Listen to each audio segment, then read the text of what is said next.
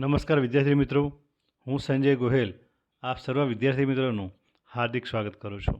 આજે આપણે ધોરણ 12 વિષય મનોવિજ્ઞાન પાઠ 3 બુદ્ધિ, જેમાં આવનારી બોર્ડની પરીક્ષા માટે ઉપયોગી કેટલાક આઈએમપી પ્રશ્નો છે, જેમાં વિભાગ એ, બી, સીના થોડાક મુદ્દા, વિભાગ ડીના મુદ્દા અને વિભાગ એના મુદ્દા વિશે આજે આપણે ચર્ચા કરીશું.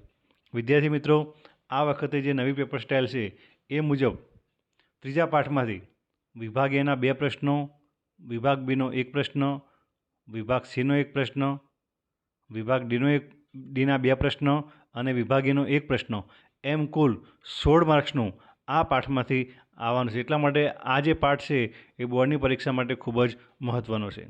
વિદ્યાર્થી મિત્રો, આ વિડીયો ગમે તો લાઈક કરી દેજો અને અમારી યુટ્યુબ ચેનલને સબસ્ક્રાઈબ પણ કરી દેજો. પહેલો પ્રશ્ન છે, બુદ્ધિઆંકનો ખ્યાલ કોણે આપ્યો? સ્ટર્ન નામના મનોવૈજ્ઞાનિકે બુદ્ધિઆંકનો ખ્યાલ આપેલો છે. બીજો પ્રશ્ન, કયા મનોવૈજ્ઞાનિકે બુદ્ધિના 3 પ્રકારો દર્શાવ્યા છે? સ્ટર્નબર્ગ નામના મનોવૈજ્ઞાનિકે બુદ્ધિના 3 પ્રકારો દર્શાવ્યા છે, જેમાં ઘટકીય બુદ્ધિ, અનુભવજન્ય બુદ્ધિ અને સંદર્ભગત બુદ્ધિ. ત્રીજો પ્રશ્ન, વ્યક્તિ વચ્ચે રહેલી ભિન્નતાના આધારે બુદ્ધિની સૌપ્રથમ વ્યાખ્યા આપવાનો પ્રયાસ કોણે કરેલો હતો? એબિંગહોસ નામના મનોવૈજ્ઞાનિકે 1879માં સર્વપ્રથમ વ્યક્તિ વચ્ચે રહેલી ભિન્નતાના આધારે બુદ્ધિની વ્યાખ્યા આપવાનો પ્રયાસ કરેલો હતો. ચોથો પ્રશ્ન, બુદ્ધિ માટે અંગ્રેજીમાં કયા શબ્દનો ઉપયોગ થાય છે? બુદ્ધિ માટે અંગ્રેજીમાં ઇન્ટેલિજન્સ શબ્દનો ઉપયોગ થાય છે. પાંચમો પ્રશ્ન, બુદ્ધિ શબ્દ સંસ્કૃત ભાષાની કઈ ધાતુ પરથી ઉતરી આવેલો છે? સંસ્કૃત ભાષાની બુદ્ધ ધાતુ પરથી ઉતરી આવેલો છે. સંસ્કૃત ભાષામાં બુદ્ધ એટલે કે સમજવું કે પછી જ્ઞાન પામવું. છઠ્ઠો પ્રશ્ન, બુદ્ધિ ક્ષમતાનું માપન કરવાનું સૂત્ર કોણે દર્શાવ્યું હતું? બુદ્ધિ ક્ષમતાનું માપન કરવાનું સૂત્ર સ્ટર્ન નામના મનોવૈજ્ઞાનિકે દર્શાવેલું હતું. જે સૂત્ર છે, બુદ્ધિલબ્ધિ ઇઝ ઇક્વલ ટુ માનસિક વય છેદમાં શારીરિક વય ગુણ્યા 100. કોઈપણની બુદ્ધિનું માપન કરવું હોય તો આ સૂત્ર દ્વારા બુદ્ધિનું માપન થઈ શકે. સાતમો પ્રશ્ન, લેખકોમાં કયા પ્રકારની બુદ્ધિ વધુ પ્રગટ થાય છે? લેખકોમાં ભાષાકીય બુદ્ધિ સૌથી વધારે પ્રગટ થાય છે. આઠમો પ્રશ્ન, વિદ્યાર્થી રમતના મેદાનમાં રમત રમતી વખતે કઈ બુદ્ધિનો ઉપયોગ કરે છે? દૈહિક શરીર ગતિલક્ષી બુદ્ધિનો ઉપયોગ કરે છે. નવમો પ્રશ્ન, આયોજન જેવી બોધાત્મક પ્રક્રિયા માટે મગજનો કયો ભાગ જવાબદાર છે? તેના માટે મગજનો અગ્રખંડ જવાબદાર છે. 10મો પ્રશ્ન, માનસિક વય ગણતી વખતે કસોટીના દરેક સાચા ઉત્તર દીઠ કેટલા માસની માનસિક વય ગણવામાં આવે છે? 2 માસની માનસિક વય ગણવામાં આવે છે. 11મો પ્રશ્ન, કયા મનોવૈજ્ઞાનિકે 8 પ્રકારની બુદ્ધિ સૂચવી છે? ગાર્ડનર નામના મનોવૈજ્ઞાનિકે 8 પ્રકારની બુદ્ધિ સૂચવેલી છે. 12મો પ્રશ્ન, કયા પ્રકારની બુદ્ધિનો સંબંધ જીવસૃષ્ટિ અને વનસ્પતિ સૃષ્ટિ સાથે છે? જવાબ છે નૈસર્ગિક બુદ્ધિ. 13મો પ્રશ્ન, બુદ્ધિ શબ્દ કઈ ભાષા પરથી ઉતરી આવેલો છે? બુદ્ધિ શબ્દ એ સંસ્કૃત ભાષા પરથી ઉતરી આવેલો છે. 14મો પ્રશ્ન, માનસિક વય એટલે શું? વ્યક્તિ જે પર્યાવરણમાં રહે છે તેના સંબંધમાં તેના માનસિક વિકાસની કક્ષા, જેને કહેવામાં આવે છે માનસિક વય. 15મો પ્રશ્ન, પ્રતિભા સંપન્ન બાળકનો બુદ્ધિઆંક કેટલો હોય છે? પ્રતિભા સંપન્ન બાળકનો બુદ્ધિઆંક 130થી વધારે હોય છે. 16મો પ્રશ્ન, બુદ્ધિઆંકને બીજા કયા નામથી ઓળખવામાં આવે છે? બુદ્ધિઆંકને બુદ્ધિલબ્ધિથી પણ ઓળખવામાં આવે છે. 17મો પ્રશ્ન, સ્પિયરમેને બુદ્ધિના કયા 2 ઘટકો દર્શાવેલા છે? સ્પિયરમેને બુદ્ધિના 2 ઘટકો દર્શાવેલા છે. પહેલું સામાન્ય બોધ તત્વ અને બીજું છે વિશિષ્ટ બોધ તત્વ. 18મો પ્રશ્ન, ગિલફર્ડે બુદ્ધિના કયા 3 પરિમાણ દર્શાવેલા છે? 3 પરિમાણ દર્શાવેલા છે: ક્રિયા, વસ્તુ અને નિપજ. 19મો પ્રશ્ન, સ્ટેનફોર્ડ બીને બુદ્ધિ કસોટી કોનું માપન કરવા માટે વપરાય છે? બાળકોની બુદ્ધિના માપન માટે વપરાય છે. ભૂલથી બાળકો લખાઈ ગયેલું, બાળકો છે. 20મો પ્રશ્ન, વ્યક્તિગત બુદ્ધિ કસોટીની રચના સૌ પ્રથમ કોણે કરી હતી? બીને અને સાયમને 1905માં વ્યક્તિગત બુદ્ધિ કસોટીની રચના કરેલી હતી.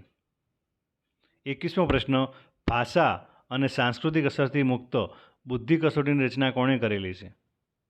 રેવન દ્વારા ઈસવીસન 1936માં ભાષા અને સંસ્કૃતિની અસરથી મુક્ત બુદ્ધિ કસોટીની રચના કરવામાં આવેલી છે. 22મો પ્રશ્ન, આરપીએમનું આખું નામ શું છે? રેવન્સ પ્રોગ્રેસિવ મેટ્રિક્સ. 23મો પ્રશ્ન, એપીએનું આખું નામ જણાવો. American સાયક્રેટિક association. 24મો પ્રશ્ન, મનોદુર્બળતા ધરાવતી વ્યક્તિનો બુદ્ધિઆંક કેટલો હોય છે? મનોદુર્બળતા ધરાવતી વ્યક્તિનો બુદ્ધિઆંક 70થી ઓછો હોય છે. 25મો પ્રશ્ન, કેટલી બુદ્ધિ ક્ષમતા ધરાવનાર વ્યક્તિનો સમાવેશ સામાન્ય કક્ષામાં થાય છે? જેમનો બુદ્ધિઆંક 90થી 109ની વચ્ચે હોય તેમનો સમાવેશ સામાન્ય કક્ષામાં થાય છે. 26મો પ્રશ્ન, જન સમુદાયમાં બુદ્ધિલબ્ધિના વર્ગીકરણના આલેખને અન્ય કયા નામથી ઓળખવામાં આવે છે?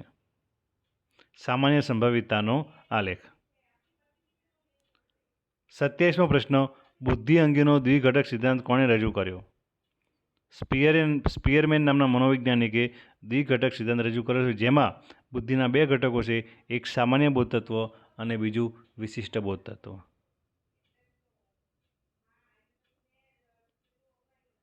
28મો પ્રશ્ન, કયા પ્રકારની બુદ્ધિમાં અમૂર્ત અને વિશ્લેષણાત્મક રીતે વિચારવાની શક્તિ રહેલી હોય છે? ઘટકીય બુદ્ધિમાં. 29મો પ્રશ્ન, ચેતા મનોવૈજ્ઞાનિક દૃષ્ટિકોણના આધારે બુદ્ધિનો સિદ્ધાંત કોણે દર્શાવ્યો છે? જગન્નાથ પ્રસાદ જેપી દાસ. 30મો પ્રશ્ન, વ્યક્તિગત બુદ્ધિ કસોટી કોને કહેવાય? જે કસોટી એક સમયે એક જ વ્યક્તિને આપી શકાય તેવી કસોટીને વ્યક્તિગત બુદ્ધિ કસોટી કહેવામાં આવે છે. શાબ્દિક કસોટી કોને કહે છે? જે કસોટીમાં માત્ર લેખિત પ્રશ્નો હોય અને જેના જવાબો લેખિત સ્વરૂપે આપવાના હોય તેને શાબ્દિક કસોટી કહેવામાં આવે છે. અશાબ્દિક કે ક્રિયાત્મક કસોટી કોને કહેવાય? જે કસોટીમાં ચિત્રો વડે કે કોઈ ક્રિયા દ્વારા બુદ્ધિનું માપન થાય છે અને શબ્દોનો ઓછામાં ઓછો ઉપયોગ કરવામાં આવે તેવી કસોટીને અશાબ્દિક કે ક્રિયાત્મક કસોટી કહે છે. બોર્ડની પરીક્ષામાં વિભાગ ડી અને ઈ માટે કેટલાક મહત્વના મુદ્દા, જેમાં બુદ્ધિનું સ્વરૂપ, આ જે પ્રશ્ન છે આ પ્રશ્ન પરીક્ષામાં વિભાગ ઈમાં પણ આવી શકે કે બુદ્ધિનું સ્વરૂપ સમજાવો. પહેલું, વિભિન્ન બુદ્ધાત્મક માનસિક શક્તિઓનો સરવાળો. બીજું, અમૂર્ત રીતે તર્ક કરવાની ક્ષમતા. ત્રીજું, સમસ્યાનો ઉકેલ મેળવવાની ક્ષમતા. ચોથું, ઉદ્દેશ્યપૂર્ણ ક્રિયાઓ અને નિર્ણયો લેવાની ક્ષમતા. અને પાંચમું, વાતાવરણ સાથે સમાયોજન કે અનુકૂલન કરવાની ક્ષમતા. વિદ્યાર્થી મિત્રો, તમને જો આ મુદ્દા આવડતા હશે તો તમે મુદ્દાની અંદર તમે થોડુંક લખાણ તમે લખી શકશો. 34મો પ્રશ્ન, બુદ્ધિ વિશેના આધુનિક અભિગમો જણાવો. પહેલો, સ્પિયરમેનનો દ્વિઘટક સિદ્ધાંત. બીજો, સ્ટર્નબર્ગનો ત્રિપુટીનો સિદ્ધાંત. ત્રીજો, ગિલફર્ડનો ત્રિપરિમાણાત્મક સિદ્ધાંત. ચોથો, ગાર્ડનરનો બહુવિધ બુદ્ધિનો સિદ્ધાંત. અને પાંચમો, જેપી દાસનો પાસ સિદ્ધાંત. સ્પિયરમેનનો દ્વિઘટક સિદ્ધાંત, જેમાં બે ઘટકો છે, સામાન્ય બોધતત્વ અને વિશિષ્ટ બોધતત્વ. સ્ટર્નબર્ગનો ત્રિપુટીનો સિદ્ધાંત, જેમાં ત્રણ પ્રકારો: ઘટકીય બુદ્ધિ, જેને આપણે વિશ્લેષણાત્મક બુદ્ધિ તરીકે પણ ઓળખી શકીએ, અનુભવજન્ય બુદ્ધિ, જેને આપણે સર્જનાત્મક બુદ્ધિ તરીકે પણ ઓળખી શકીએ, અને સંદર્ભગત બુદ્ધિ, જેને આપણે વ્યવહારિક બુદ્ધિ તરીકે પણ ઓળખી શકીએ. પરીક્ષામાં કોઈ પણ પ્રશ્ન આવી શકે કે ઘટકીય બુદ્ધિને અન્ય કયા નામથી ઓળખવામાં આવે છે? તો વિશ્લેષણાત્મક બુદ્ધિ. અનુભવજન્ય બુદ્ધિને અન્ય કયા નામથી ઓળખવામાં આવે છે? સર્જનાત્મક બુદ્ધિ. ગિલફર્ડનો ત્રિપરિમાણાત્મક સિદ્ધાંત, જેમાં 3 પરિમાણ છે: ક્રિયા, વસ્તુ અને નિપજ. ક્રિયાના જે 5 પરિમાણ છે તેમાં મૂલ્યાંકન, કેન્દ્રિત ચિંતન, વિકેન્દ્રિત ચિંતન, સ્મૃતિ અને બોધ. વસ્તુમાં દ્રશ્ય, શ્રાવ્ય, પ્રતિકાત્મક, શબ્દાર્થ અને વાર્તનિક. અને નિપજમાં એકમો, વર્ગો કે વિભાગો, સંબંધો, તંત્રો, રૂપાંતરો, સૂચિતાર્થો કે ફલિતાર્થો. આમ બુદ્ધિના ઘટકોમાં ક્રિયાના 5 ઘટકો ગુણ્યા વસ્તુના 5 ઘટકો અને ગુણ્યા નિપજના 6 ઘટકો. આમ 150 પરિમાણ ગિલફર્ડ મુજબ જોવા મળે છે. ગાર્ડનરનો બહુવિધ બુદ્ધિનો સિદ્ધાંત, જેમાં ભાષાકીય બુદ્ધિ, તાર્કિક ગાણિતિક બુદ્ધિ, અવકાશીય બુદ્ધિ, દૈહિક શરીરગતિલક્ષી બુદ્ધિ, આંતરવૈયક્તિક બુદ્ધિ, સાંગીતિક બુદ્ધિ, વ્યક્તિ અંતર્ગત બુદ્ધિ અને નૈસર્ગિક બુદ્ધિ. ભાષાકીય બુદ્ધિ કોનામાં વધારે જોવા મળે? સાહિત્યકાર, લેખક, વક્તાઓ, ઉદ્ઘોષકો, કટાર લેખકોમાં. તાર્કિક ગાણિતિક બુદ્ધિ વકીલોમાં, ગુના શોધકોમાં, વૈજ્ઞાનિકોમાં અને આંકડાશાસ્ત્રીઓમાં. અવકાશીય બુદ્ધિ વાહન ચાલકોમાં, ઓપરેશન કરનાર ડૉક્ટરોમાં અને ઇજનેરોમાં. દૈહિક શરીરગતિલક્ષી બુદ્ધિ રમતવીરોમાં, કારીગરોમાં, નૃત્યકારોમાં અને અભિનેતાઓમાં. આંતરવૈયક્તિક બુદ્ધિ રાજનેતાઓ, ધર્મગુરુઓ, શિક્ષકો અને સામાજિક કાર્યકરોમાં. સાંગીતિક બુદ્ધિ ગાયન વાદન ક્ષેત્રે કામ કરતા લોકોમાં. અને વ્યક્તિ અંતર્ગત બુદ્ધિ આંતરસૂઝ અને સ્વ આવિષ્કારની સમજ મેળવવામાં. તથા નૈસર્ગિક બુદ્ધિ જીવવિજ્ઞાનીઓમાં, વનસ્પતિશાસ્ત્રીઓમાં, ખેડૂતોમાં અને વન પ્રવાસીઓમાં. વિદ્યાર્થી મિત્રો, આમાંથી કોઈ પણ પ્રશ્ન પરીક્ષામાં આવી શકે કે ભાષાકીય બુદ્ધિ કોનામાં વધારે જોવા મળે, તાર્કિક ગાણિતિક બુદ્ધિ કોનામાં વધારે જોવા મળે, અવકાશીય બુદ્ધિ કોનામાં વધારે જોવા મળે. તમે જો આટલા મુદ્દા તમે યાદ રાખી લેશો તો તમે વિભાગ ડીનો પ્રશ્ન પણ લખી શકશો અને એ સિવાય બીજા 8 પ્રશ્નો પણ તમારે તૈયાર થઈ જશે. જેપી દાસનું પાસ સિદ્ધાંત, જેમાં પાસનું આખું નામ પી એટલે પ્લાનિંગ, પ્લાનિંગ એટલે કે આયોજન, એ એટલે એટેન્શન અરાઉઝલ એટલે કે ધ્યાન ઉત્તેજના, એસ એટલે સાયમલ્ટેનિયસ પ્રોસેસિંગ સમકાલીન પ્રક્રિયા અને એસ એટલે સક્સેસિવ પ્રોસેસિંગ ક્રમબદ્ધ પ્રક્રિયા. આયોજન માટે મોટા મગજનો અગ્રખંડ જવાબદાર છે. ધ્યાન ઉત્તેજના માટે મસ્તિષ્કના મગજસ્કંદ અને થેલેમસ જવાબદાર છે. સમકાલીન પ્રક્રિયા માટે મોટા મગજનો પશ્વખંડ અને મધ્યખંડ જવાબદાર છે. અને સક્સેસિવ પ્રોસેસિંગ માટે ક્રમબદ્ધ પ્રક્રિયા માટે મોટા મગજનો અગ્રખંડ અને નિમ્નખંડ જવાબદાર છે. આમાંથી પણ કોઈપણ પ્રશ્ન પરીક્ષામાં વિભાગ બીમાં આવી શકે. બુદ્ધિઆંકનું વિતરણ, જેમનો બુદ્ધિઆંક 70થી નીચે છે તેમને કહેવાય માનસિક પડકારો, જેમની ટકાવારી સમાજમાં જોવા મળે છે 2.20%. જેમનો બુદ્ધિઆંક 70થી 79 છે તેમને કહેવાય સીમાવર્તીય બુદ્ધિ, ટકાવારી છે 6.70%. જેમનો બુદ્ધિઆંક છે 80થી 89 તેમને કહેવાય નિમ્ન સરેરાશ બુદ્ધિ, ટકાવારી છે 16.10%. જેમનો બુદ્ધિઆંક છે 90થી 109 જેમને કહેવાય સરેરાશ બુદ્ધિ, ટકાવારી છે 50%.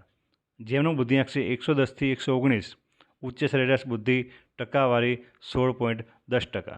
જેમનો બુદ્ધિઆંક છે 120થી 130 તેમને કહેવાય ઉચ્ચ બુદ્ધિ, ટકાવારી છે 6.70%. અને જેમનો બુદ્ધિઆંક 130થી વધારે છે તેમને કહેવાય પ્રતિભાશાળી બુદ્ધિ, ટકાવારી છે 2.20%. મનોદુર્બળતાના પ્રકારો 4 પ્રકારો છે: હળવી મનોદુર્બળતા, મધ્યમ મનોદુર્બળતા, તીવ્ર મનોદુર્બળતા અને અતિ તીવ્ર મનોદુર્બળતા. હળવી મનોદુર્બળતાવાળા લોકોનો બુદ્ધિઆંક છે 50થી 69. મધ્યમ મનોદુર્બળતાવાળા લોકોનો બુદ્ધિઆંક છે 35થી 49. તીવ્ર મનોદુર્બળતાવાળા લોકોનો બુદ્ધિઆંક છે 20થી 34 અને અતિ તીવ્ર મનોદુર્બળતાવાળા લોકોનો બુદ્ધિઆંક છે 20થી ઓછો. થેન્ક યુ વિદ્યાર્થી મિત્રો. આ વિડીયો ગમે તો લાઈક કરી દેજો અને અમારી યુટ્યુબ ચેનલને સબસ્ક્રાઈબ પણ કરી દેજો.